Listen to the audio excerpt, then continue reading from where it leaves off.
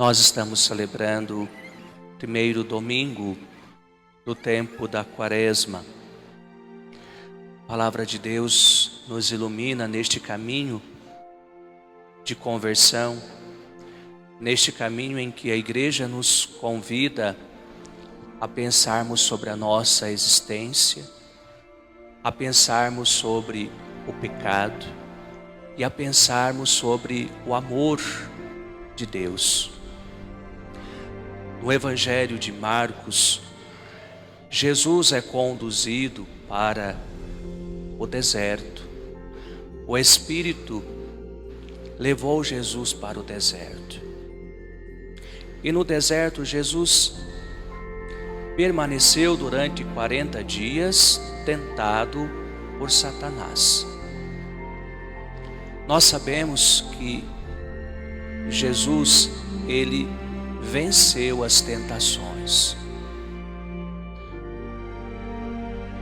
E é importante saber também que ele vence as tentações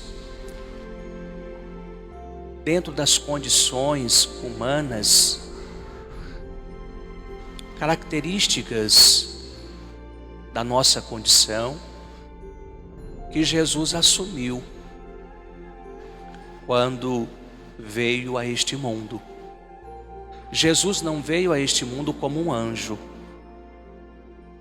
Jesus veio a este mundo assumindo a nossa condição humana. A única coisa que Jesus não vivenciou da nossa condição humana foi o pecado. Mas o texto do Evangelho deixa muito claro: Jesus foi tentado. Se ele foi tentado é porque ele sentiu as provações que todos nós sentimos. Contudo, o Espírito o conduziu para o deserto e Jesus venceu as tentações por meio do Espírito. Jesus trazia em si a presença do Espírito e manifestou-se em Jesus mais aquilo que é espiritual do que aquilo que é carnal. Ele venceu as tentações para nos mostrar que é possível, para que nós não nos apoiemos na ideia de que a carne é fraca, de que nós somos frágeis, de que a nossa humanidade ela é mais propensa ao pecado do que à graça. É fato que tudo isso está presente em nós. A concupiscência está presente em nós. A concupiscência que é a inclinação para o pecado. A concupiscência que evidencia a nossa fragilidade, nossa fraqueza. Mas é fato também que está presente em nós o Espírito de Deus. E aí, todo o nosso esforço é para viver segundo o Espírito. Porque se nós nos entregamos às paixões da carne, as tentações com muita facilidade vão nos levando ao pecado. Tomar a consciência clara de que necessário é viver pelo Espírito, é formular uma consciência, um pensamento daquilo que nos convém se aproximar, daquilo que não nos convém se aproximar. Jesus venceu as tentações E Ele nos mostra que é possível vencer. Como eu dizia, Ele não veio a este mundo como um anjo. Se Ele assumiu a nossa humanidade em tudo e venceu as tentações, é para nos mostrar que também nós podemos vencer, que nós podemos viver mais na graça do que no pecado. 40 dias no deserto. O número 40 é simbólico na Bíblia. Nós vamos ver em alguns momentos aparecer o número 40. 40 anos o povo caminhou no deserto. Por que o povo de Deus caminhou 40 anos no deserto? Sendo que a travessia para sair do Egito e chegar à terra prometida era uma travessia que exigiria apenas, talvez, alguns meses de caminhada. E de repente o povo sai da rota comum e entra no deserto e caminha 40 anos no deserto. 40 anos é o tempo para se mudar uma geração. Daqui 40 anos nós não vamos estar aqui, grande parte. Grande parte. Quem vai estar aqui? Os filhos de vocês, os netos. E estarão aqui com uma outra mentalidade, um outro pensamento, diferente do nosso. 40 anos muda uma geração. Foi necessário 40 anos no deserto para que o povo que saiu do Egito fosse substituído por uma nova geração que não conheceu o Egito. Por algumas vezes, no caminho do deserto, o povo se rebelou contra Deus e quis voltar para o Egito. Quis voltar reclamando com Moisés e dizendo: pelo menos lá nós tínhamos o que comer, tínhamos água, o que beber. Desejaram voltar para o Egito. Aquela geração trazia em si ainda os vícios do tempo da escravidão, do tempo do Egito. O deserto foi o tempo da purificação, desta formação, desta nova geração, para que esta nova geração, firmada na fé, passando pelas provações do deserto, fossem confirmados na fé e acreditando no poder de Deus que os conduziu, tomassem posse da terra e fosse um povo de fé, um povo com seu coração voltado totalmente para Deus. Moisés não entra na terra prometida. Ele que é convocado por Deus para conduzir o povo, não entra na terra prometida. Quem entra na terra prometida é Josué. Ele conduz o povo para tomar posse da terra. 40 anos, uma mudança de geração, de mentalidade. 40 anos, um tempo de purificação. 40 anos para que uma nova geração, com o coração totalmente voltado para Deus, pudesse então tomar posse da terra e ser o povo de Deus. Temos 40 anos, 40 dias, vimos a primeira leitura do livro do Gênesis, que é a leitura que nos descreve o dilúvio. E é uma leitura que nos coloca diante de dois sentimentos de Deus, que são sentimentos humanos. Quem escreveu o texto colocou ali a sua experiência a experiência de um sentimento humano, mas para trazer uma mensagem. Dois sentimentos de Deus. Primeiro sentimento de Deus diante do pecado das pessoas daquele tempo.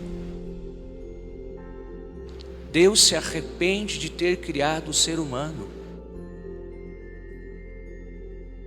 As pessoas naquele tempo se tornaram tão pecadoras, se afastaram tanto de Deus, que chega um momento, Deus se arrepende de ter criado o ser humano. E então decide exterminar o ser humano. Para isto, Ele suscita Noé e diz a Noé: irão chover 40 dias e 40 noites. 40 dias e 40 noites. Noé, que era um homem de Deus diante de todos os pecadores, Noé era um homem de Deus, ele se manteve fiel a Deus. Então Deus diz a ele: construa uma arca, recolha nesta arca um casal de todo ser vivente, todos os animais da terra, do céu. E no dia em que eu te avisar, entre na arca e feche a porta. Virá o dilúvio. Ao mesmo tempo que Deus tem esse sentimento, Ele se arrepende de ter criado o ser humano.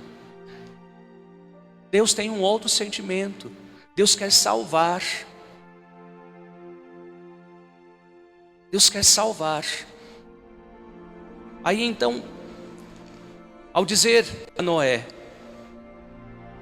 para construir uma arca e ficar atento ao dia que viria o dilúvio, Deus diz também a Noé: anuncie ao povo, para que o povo se converta, e aqueles que se converterem entrem também na arca. E assim Noé faz. Ele anuncia ao povo, ele diz ao povo que viria o dilúvio, que era necessário ouvir a voz de Deus, era necessário se converter. E o que o povo faz? O povo vê Noé como um louco, não estava batendo bem da cabeça, e continuaram a vida sem dar ouvidos à voz de Deus proclamada pela boca de Noé. E chega o tempo, o dia do dilúvio, Noé fecha a porta, e todos aqueles que não entraram na barca são exterminados. Apenas 8 pessoas entram na arca. Essa história, que coloca estes dois sentimentos de Deus, é uma provocação, é uma exortação. Primeiro, para dizer: olhemos com atenção o quanto nós já nos afastamos de Deus e não temos mais dado ouvidos a Deus. O quanto nós nos distanciamos dos apelos de Deus. E aí nos perguntarmos: será que Deus está feliz com o meu modo de ser? Será que eu tenho agradado a Deus? Será que eu tenho correspondido a Deus por Ele ter me criado, ter me dado a vida? Eu tenho feito da minha vida uma resposta de gratidão a Deus e, portanto, me esforçado para viver esta fidelidade com Ele? Questionamentos. Olhamos para este lado e também olhamos para o lado de que Deus não quer que ninguém se perca. Deus não quer a morte do pecador, mas que o pecador se converta e viva. Deus nos ama. E quem ama não deseja o mal. Por isso que o final desta história é: Deus se arrependeu do que fez. E ao se arrepender, estabelece uma aliança com Noé e diz: nunca mais isto vai acontecer. E traçou entre o céu e a terra um arco, o arco-íris, como sinal desta aliança. Final da história, Deus se arrependeu do que fez. Quem ama não quer o mal. Quem ama não deseja o mal. E nós somos amados de forma tão profunda por Deus, que jamais Deus vai querer o nosso mal. O mal entra na nossa vida como consequência do pecado. E esta é uma escolha que nós mesmos fazemos. Isso não tem nada a ver com Deus. 40 dias Jesus esteve no deserto. E aí eu queria falar destes 40 dias como proposta deste tempo quaresmal. Então, iluminados por esta introdução da palavra de Deus, eu queria dizer assim: 40 dias nós vamos vivenciar a quaresma. Iniciou na quarta-feira de cinzas e se estende até a Semana Santa, até a quinta-feira, quando dá início o tríduo pascal. 40 dias. Se 40 anos no deserto foi um tempo para uma nova geração, para uma mudança, 40 dias foi o tempo que Jesus foi provado e venceu as tentações. Quero dizer o seguinte: que se durante 40 dias da quaresma você olhar com atenção para aquilo que você precisa mudar, para os propósitos quaresmais, e se dedicar com atenção a isto, depois de 40 dias você não será mais a mesma pessoa. Se durante 40 dias o seu propósito você dizer assim: eu vou guardar o silêncio porque eu preciso ter paciência, eu ando muito irritado, muito estressado. Depois de 40 dias, guardar o silêncio e ter paciência não será algo difícil. Isso já estará fazendo parte da sua estrutura. Há uma modificação, há uma mudança. 40 dias. Se você se esforçar em 40 dias para deixar os vícios, tem muitas pessoas que fazem propósitos relacionados aos vícios. Se 40 dias você se mantiver distante daquilo que te vicia, daqui 40 dias você terá mais força sobre aquilo que te domina. E aquilo que te domina, menos força. Porque 40 dias é um tempo que a gente vive a abstinência e o nosso organismo encontra ali condições para desintoxicar. É o tempo necessário para que a gente não seja mais dependente. E tantos outros exemplos, propósitos.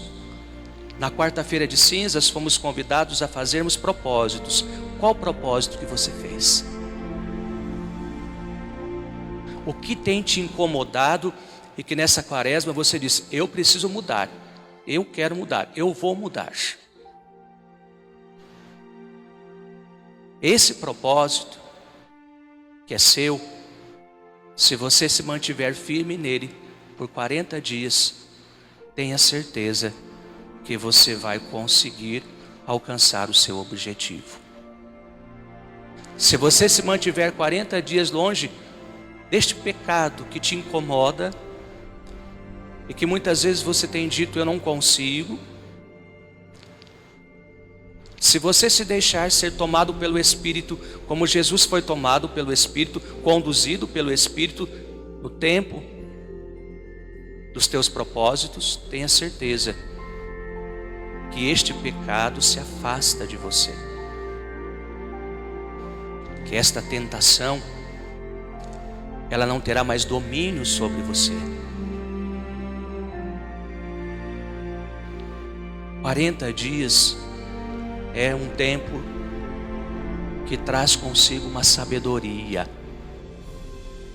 Por isso a igreja propõe tempo quaresmal fundamentado na Bíblia, mas com sabedoria. Faça este tempo quaresmal com muita garra. Coloca força, porque se a gente não coloca força, de nada adianta. Coloca força. Neste tempo quaresmal, os exercícios quaresmais são muito importantes. A oração, reza mais, põe mais força na oração. O jejum, que é olhar para si mesmo, e o controle das vontades, coloca mais força nas tuas vontades boas, positivas, para vencer as outras vontades que te arrastam para aquilo que não é bom. Faça um jejum, uma mortificação, para que você tenha mais domínio de si mesmo e não seja dominado. A oração, o jejum e a caridade.